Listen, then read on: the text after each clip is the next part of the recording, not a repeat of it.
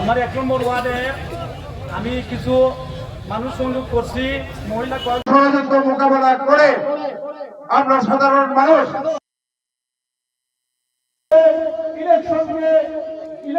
সবাই মিলে ৪৮ বছর যাবৎ আমি আমার বক্তব্য শেষ করছি।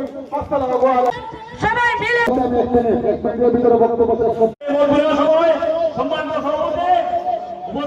যে আন্দোলন সংগ্রাম করেছে সেই সংগ্রামের একটাই লক্ষ্য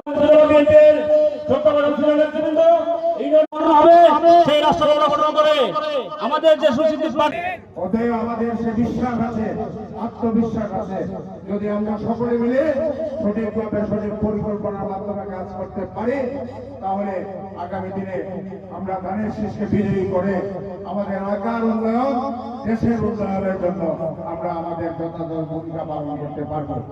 ভাই বন্ধুরা আমার, এখন আমাদের কাজ, আমি আগেও বলেছি, জার্জির ওয়ার্ড নিজে শক্তিশালী করতে হবে, জার্জির ইউনিয়ন নিজেদের শক্তিশালী করতে হবে।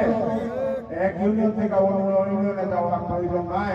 যদি নিজের ইউনিয়নকে শক্তিশালী করতে পারি, তাহলে উপজেলা শক্তিশালী হবে এবং আমরা আগামী দিনে বিজয়ী হব। করেছিলাম আমাদের বিএনপি তৃণমূল পর্যায় থেকে নাজমীগঞ্জের মানুষ ধানের শীষ পেয়েছে।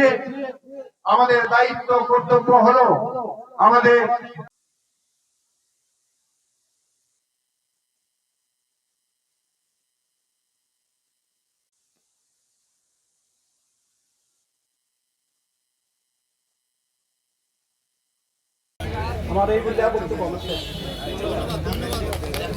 মোটিভাইকে ধন্যবাদ। আমাদের মধ্যে উপস্থিত আছেন আমাদের হোসেন বাবুল উপস্থিত আছেন।